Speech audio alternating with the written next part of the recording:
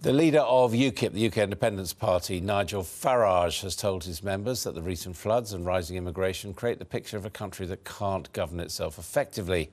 He was speaking at UKIP's spring conference in Torquay ahead of European and local elections in May, at which he insisted, together we can get our country back.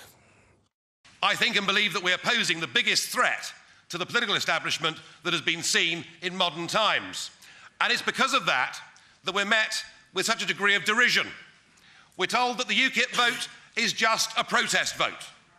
Well, that's not, the morning after the Eastleigh by-election, when I walked down that street with Diane James, people came up to me and said, Nigel, we're not protest voters.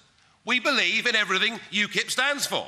And the opinion poll shows 61% of UKIP voters vote for us because they believe in our policies.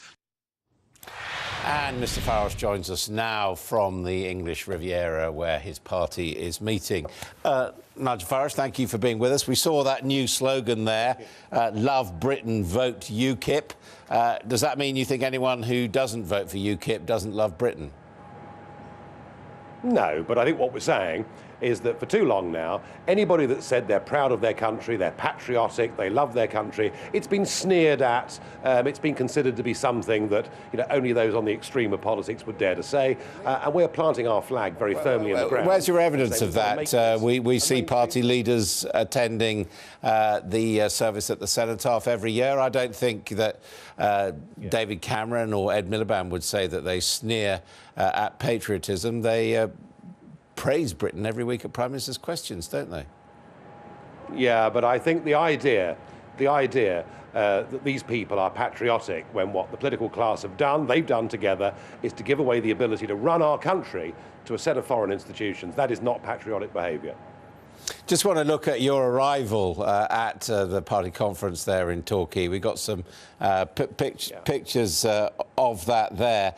This, of course, appeared to be a reference to David Cameron suggesting your party was made up of fruitcakes. Here's a fruitcake stand, I think. Nigel, do please take a piece of fruitcake, Nigel. I haven't got a problem with Yeah, fruitcake. I've no difficulty. It will not give you an upset stomach, I guarantee you. They can abuse us as much as they want, and the more they throw all these words at us, the more people vote for us, so that's fine by me.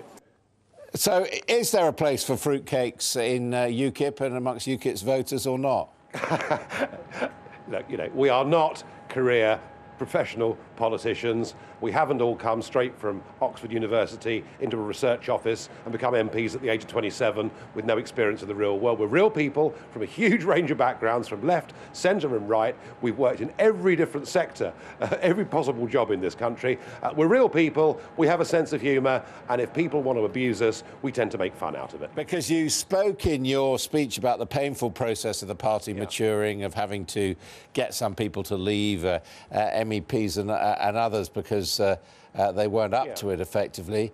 Then you mentioned the Oxfordshire councillor who suggested that gay marriage had resulted, the vote for gay marriage had resulted in the floods and the rain. And you said, although I have to say it is raining outside, it seemed like you were being sympathetic towards him. I know, I told a joke, and that's a dreadful thing to do in politics. We should all be po-faced, absolutely PC, and never have a laugh at all. Look, I thought the comments of the Oxford councillor were ludicrous, but isn't it interesting that when he was a Tory councillor making those comments, none of you guys wanted to talk about it. He comes to UKIP and suddenly it becomes a major national story. Of course we've had people that have let us down in UKIP.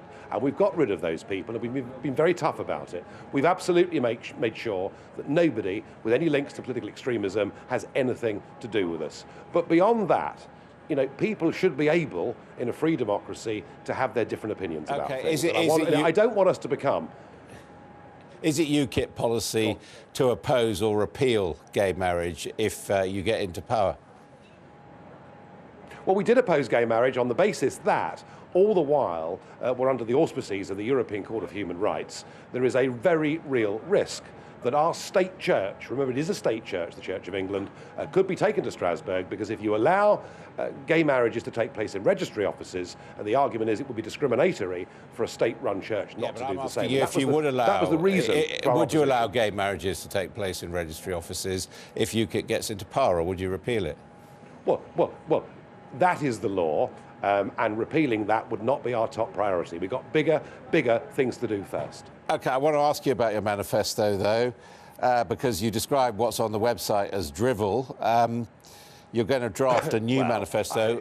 Who's going to draft this new manifesto of policies? Yeah. There was a big mistake. There was a big mistake made in 2010. We had a 16-page manifesto, which I was quite happy to put my name to. I wasn't leader at the time, very happy to put my name to. And behind that, there were nearly 500 pages of policy notes, which mistakenly I'm interested in your policy now, Mr. Farage. I accept that. I'm interested in your policy now. You said immigration is the #1 issue facing the nation. If you get into power, what are you going to do about it? Are you going to encourage repatriation? Are you going to have limits on property rights of foreigners? What are you going to do? We've never suggested for a moment that we should say to anybody that came here legally, whether we agreed with the policy or not, but anybody that came here legally, that we would ask them not to be here. We've never made that suggestion at all. What we are saying is no to a continuing open door to Southern and Eastern Europe, yes to work permits, and if we need people, if we have shortages in parts of a labour market, then it's fine to use work permits, but not to have people coming into Britain and within a very few short weeks being entitled not just to work, but to claim a whole range of in-work and out-of-work benefits. And that, I think, is what's got to end. And are you going to win come first in those European elections in May? Well, I guess I've raised the bar pretty high. I think we have the possibility of winning those elections, and I believe that this is the moment we've waited for. I mean, this party's been around for 20 years. It took a long time to really get off the ground. I think this is our moment, and I genuinely believe that when you look at the immigration figures yesterday, which show a 40% increase in net migration to Britain last year, and nearly all of it coming from the European Union, we know that over 70% of the British population find that situation unacceptable. And here's an election that won't change the government in Westminster, but gives people free rein to express their opinion. So yes, I do believe we've every possibility of winning those elections. Mr. Farage, thank you for joining us.